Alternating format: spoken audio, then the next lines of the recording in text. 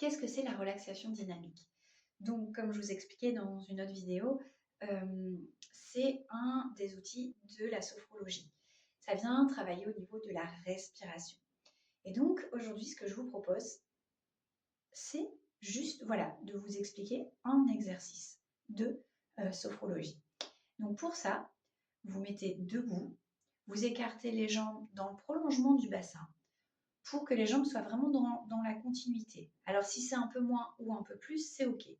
Le but, c'est que quand vous ayez les pieds à plat, en contact avec le sol, vous sentiez que vous êtes vraiment en contact avec le sol, que vous sentez une présence de votre corps. Que si en fait, si moi je viens et que j'essaye de vous déséquilibrer, bah, vous sentez une stabilité, un ancrage, plus exactement. Quand vous avez trouvé ce petit point d'ancrage, donc pour ça, vous avez le droit de bouger votre bassin, de voir où est-ce que vous revenez dans ce point de centre, de centrage.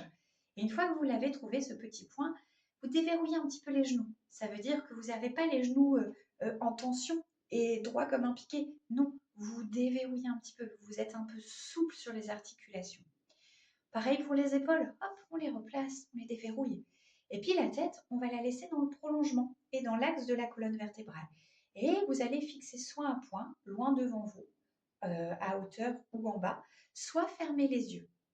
Le but, c'est de se mettre un petit peu dans sa bulle et de venir voir ce qui se passe en soi, d'être dans son ressenti corporel.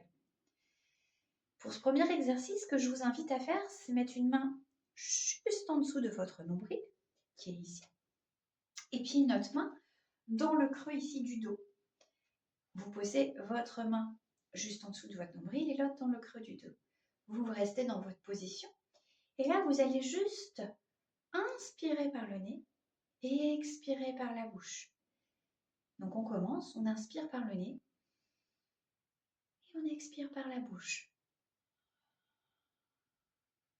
Et vous faites ça 2-3 fois déjà.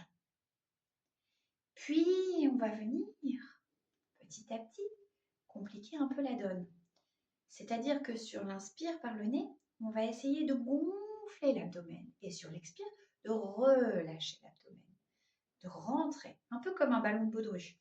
Donc, si je me mets comme ça, j'inspire, je gonfle, j'expire, je rentre. J'essaye d'exagérer un petit peu pour que vous puissiez mieux voir.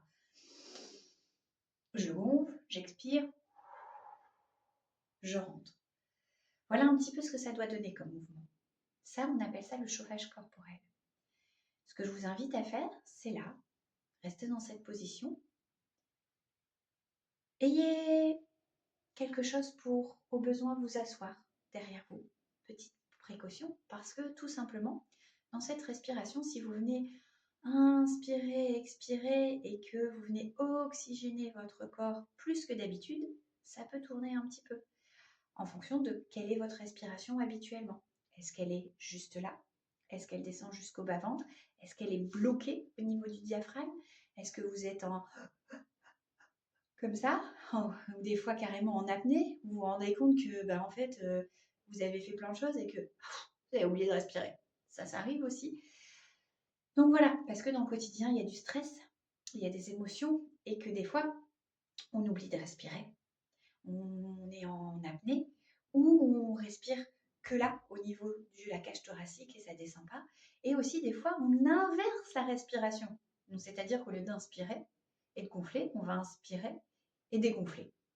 Donc voilà, donc là, je vous demande juste d'expérimenter cette respiration. Donc dans la position debout, confortable, où vous êtes tout détendu de partout, déverrouillé, comme je vous ai expliqué auparavant. Si vraiment c'est pas possible d'être debout, vous asseyez sur une chaise, les pieds bien à plat et en contact avec le sol et la colonne vertébrale bien droite. Et puis vous allez venir dans cette respiration. Donc vous venez inspirer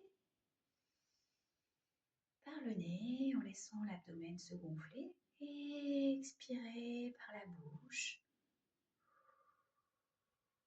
en le laissant se dégonfler ce ballon, cet abdomen. Et puis vous continuez tranquillement sur 2 ou 3 inspires à votre rythme. Et juste dans ces inspires et dans ces expires, juste être dans cette respiration. faire abstraction de tout ce qu'il y a autour et juste venir porter votre attention sur cette respiration. Allez-y, continuez à votre rythme d'inspirer, puis d'expirer plusieurs fois. Et petit à petit, venir prendre le temps de ressentir ce qui se passe dans votre corps, dans cet inspire, dans cet expire, dans ces mouvements. Est-ce que ça descend jusqu'au bas-ventre? Est-ce que ça reste bloqué? Est-ce que c'est fluide? Est-ce que c'est contracté? Est-ce qu'il y a des tensions dans le corps, des nœuds, des sensations désagréables, douloureuses, ou est-ce que c'est détendu? Juste voilà, prendre le temps d'observer ce qui se passe dans votre corps et dans cette respiration. Accueillir ce qui se passe pour vous, sans jugement, juste accueillir et prendre conscience de ce qui se passe pour vous.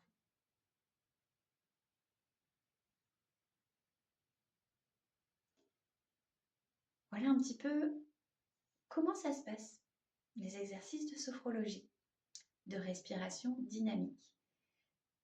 Alors, si vous avez senti que cette respiration, ça tournait, vous vous souvenez, je vous ai dit que c'est peut-être que ça a oxygéné plus que d'habitude. Quand c'est ça, on prend le temps, on le fait assis ou près d'un canapé, d'un fauteuil, d'un lit pour, si on a besoin, pouvoir s'y asseoir.